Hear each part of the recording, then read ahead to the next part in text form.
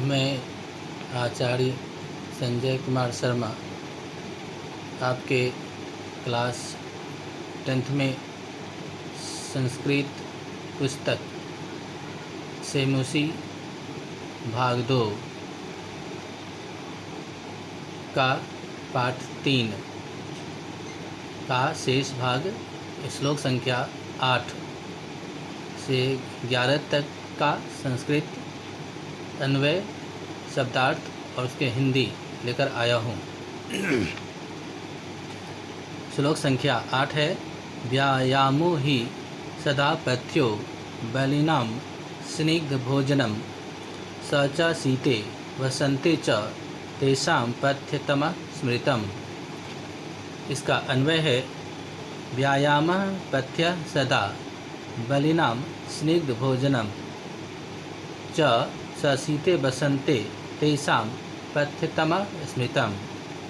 इसका हिंदी है अर्थ व्यायाम बलशाली लोगों का स्वास्थ्यकर सुंदर भोजन है।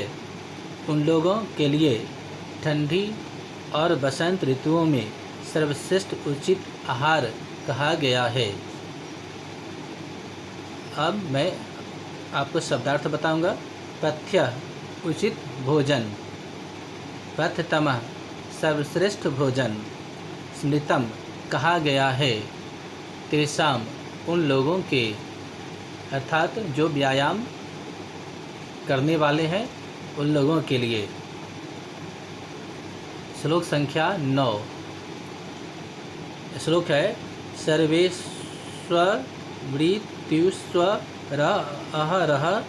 पुंभिरात्म हितैषिभिः बलस्यार्धेन कर्तव्यो व्यायामो हन्त्यतो अन्यथा। इसका अन्वय है पुंभि आत्महितैषिभिः सर्वेषु ऋतुषु अह बलस्य अर्धेन व्यायामः कर्तव्यः अन्यथा हन्त्यतः। अब है कि आपको मैं अन्वय बता दूं। अन्वय तो मैंने बताया है अभी, और आपको संधि विच्छेद बताता हूँ। सर्वेष्वृत्रि तु स्वरः अर्थात सर्वेषु जोर ऋतुषु जोर अह पुंगिरात्म हितैषिभिः पुंगभि जोर आत्म हितैषिभिः।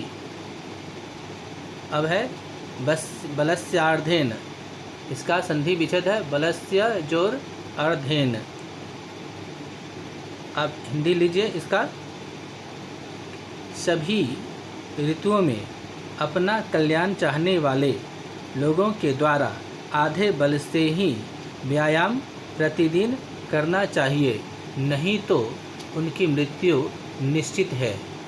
यदि वे जोर लगा के पूरे बल के साथ व्यायाम करते हैं तो वे मर भी सकते हैं, अर्थात उनकी मृत्यु हो सकती है। इसीलिए इस श्लोक में कहा गया है कि आधे बल से ही व्यायाम करना चाहिए। चलिए मैं आपको श्लोक संख्या 10 बताता हूँ।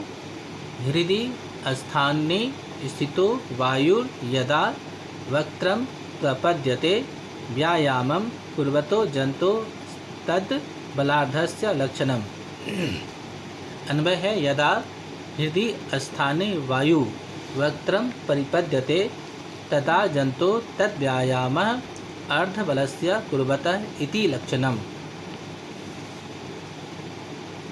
अर्थ है इसका, जब हृदय स्थान में स्थित वायु मुंह को प्राप्त हो जाए तब मनुष्य को आधे बल से ही व्यायाम करना चाहिए, यही लक्षण है। जब मनुष्य व्यायाम करने लगता है तो हृदय में स्थित वायु मुंह में आ जाती है, और वह अगर हम पूरे बल से करेंगे तो हवा के द्वारा वह ब्लड का वोमिटिंग करा सकती है और मनुष्य की मृत्यु हो सकती है। इसीलिए उसे आधे बल से ही व्यायाम किया जाना चाहिए, यही व्यायाम का लक्षण बताया गया है। अब श्लोक संख्या में 11 बताऊंगा। वयो बलः शरीराणि देश काल कालासनानि च समीक्ष्य कुर्यात् व्यायामम् अन्यथा रोगम वाप्नुयात्। अन्वय है वयः शरीराणि बल देश काल च असनानि समीक्ष्य व्यायामं कुर्यात् अन्यथा रोगम आपनुयात्। इसका अर्थ है कि उम्र, शारीरिक बल, जगह, समय और भोजन की समीक्षा करके ही व्यायाम करनी चाहिए, अन्यथा मनुष्य रोगी हो जाता है, यानी रोगग्रस्त हो जाता है। शब्दार्थ है इसका वयम उम्र, वयम का मतलब है उम्र, स्नानी का मतलब है भोजन, असमीक्षक मतलब है समीक्षा करके या देखकर। अब मैं आपको संस्कृत बुक सेमुसी का पाठ 3 का 1 से लेकर 11 तक का श्लोक का अर्थ बताया है। अब मैं इसके प्रश्न अभ्यास अगले वीडियो में लेकर आऊँगा। तब तक के लिए धन्यवाद।